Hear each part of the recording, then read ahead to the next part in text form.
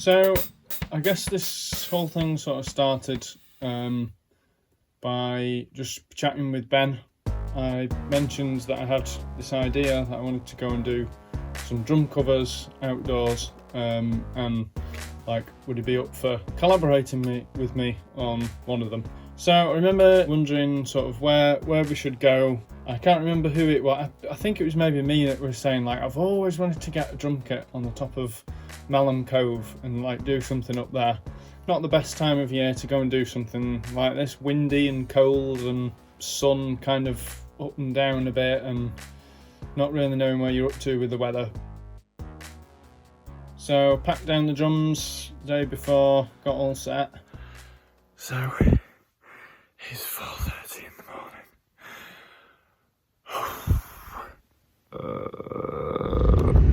Wow, I can already tell the car's heavy with all the gear packed in it. Hello guys. Hello there. So on the shoot, we had me obviously playing the drums, and we had Ben Illingsworth and Neil Taylor.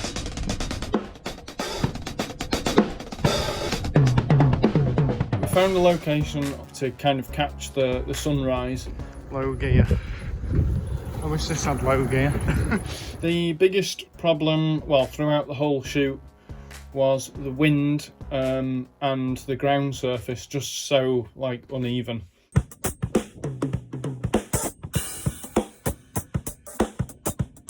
Ben got some great drone shots, and we did a couple of shots with his Blackmagic camera.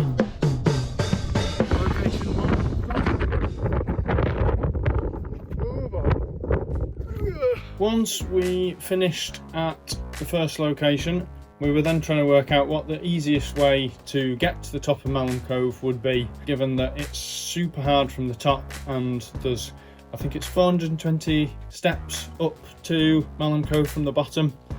So we actually decided that would be the easiest way, because we could just catch the stream. And I remember from the last time I was there were sort of islands in the river as you went up to the bottom of the cliff. So I thought it'd be really nice to get a drum kit on one of those things, just surrounded by water and the river. And the stream was a bit of a challenge to get gear onto the little islands, get the drums there.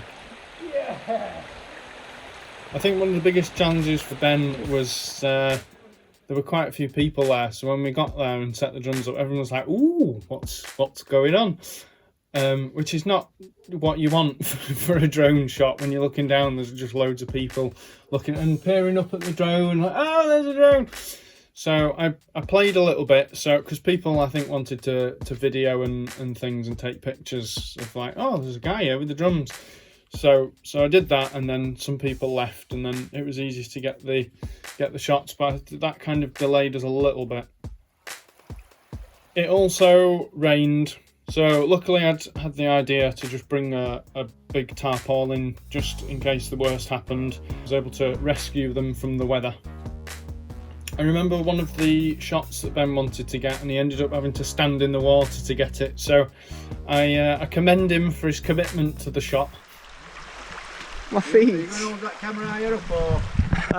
I'm worried because this thing moved. There's a couple of people that were saying like, "Oh, this is a cool place to have your drums." Like, must have been a bit of a feat getting there. Like that walk. It's like, yeah, we had the trolley and we walked along the grounds, and then we said to people like, "We're up there next."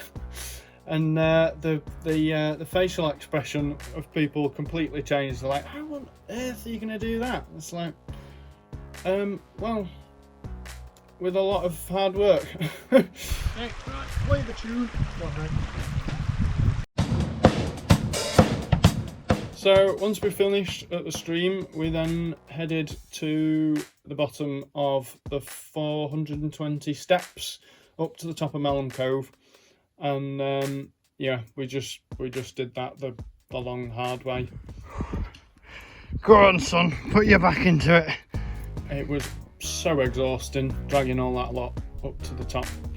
We arrived around about sunset, but it took quite a long time to set up. It took me ages to get my drums in a way that I could actually play them on the rocks, because it's just so uneven. There's all these gaps and everything, and it was really awful to play. We did a take. Well, actually, no, we didn't do a take. We got halfway through a take. I was halfway through the song and it started raining. I was playing and I just kind of tried to carry on, and then I noticed the drone go off. Yeah, it was starting to throw it down now. I had to stop, leg it off, grab the tarpaulin. But as I ran off, I was coming back with the tarpaulin, and I just watched one of the tom and the cymbal on the stand. I just watched in horror as it, like, the wind caught it and it just went whoosh, over the side of the cliff, and I was like, oh no, and jumped down. Fortunately, the cliff we were on, it was kind of a couple of tiers down, so it went and it was going, and I managed to jump down and catch it and bring it back up. It was just it was crazy. It wasn't dangerous, but it was crazy. And put everything on its side then, and put the tarpaulin over and tried to wedge it under the drums because it was just so windy. But then the weather passed over. The sun was just disappearing as we were getting our final shots. This is so brutal coming down. It was hard going up, but this is tough. Once we wrapped, we then had the long journey back down to the cars. There was absolutely nothing enjoyable about the trip down to the bottom, and by the time we got to the bottom it was pitch black. It was hard, but we made it back safely.